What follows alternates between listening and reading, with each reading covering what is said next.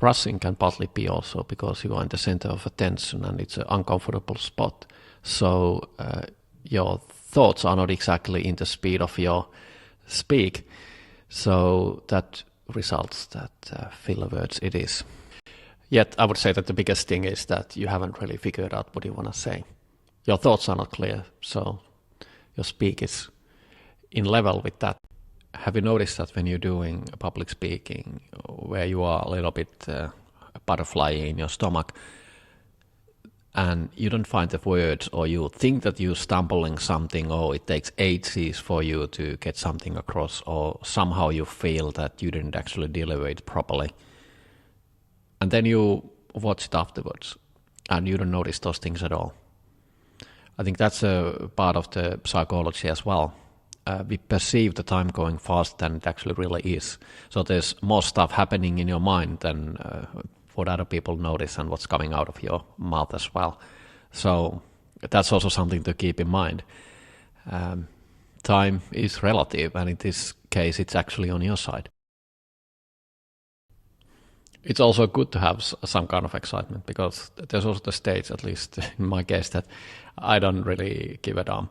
So it's better to actually a little bit care about what's happening than be almost like completely, I wouldn't care less. So yeah, enjoy the ride as long as you can. When you see someone giving that flawless, effortless, just perfect speech, it very well may be that it's actually been done already 100 times. Artists do it all the time. They start with small venues. At the end of the tour, they go to the bigger arenas just to get to the feel, just to make everything perfect, because it's a step process. You improve all the time. You see what works and what doesn't. Same with the stand-up comedians. They start with small. They have some ideas, and then they have the great ideas at the end, and that's where the big crowd is. You can always raise the bar, and I think it's a good thing to do, but you cannot do everything at once, so focus on a few things, but I would really always start with the quality, what you're saying, and you being concise and clear, the intent, and then comes the formalities, which are then whether they are filler words and intonation and all the rest of it, which are supporting your message, but they are not the message.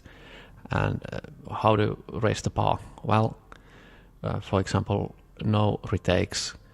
Listen everyone on 4x, so you kind of assume that they are all speaking that fast, and they are so precise, clear and concise in that level of speed.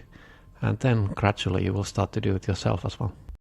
It makes so much sense if over 50% of the brain capacity goes to the visual, and you just block it off. So now you have all the required presence and sensations to focus on the task at hand.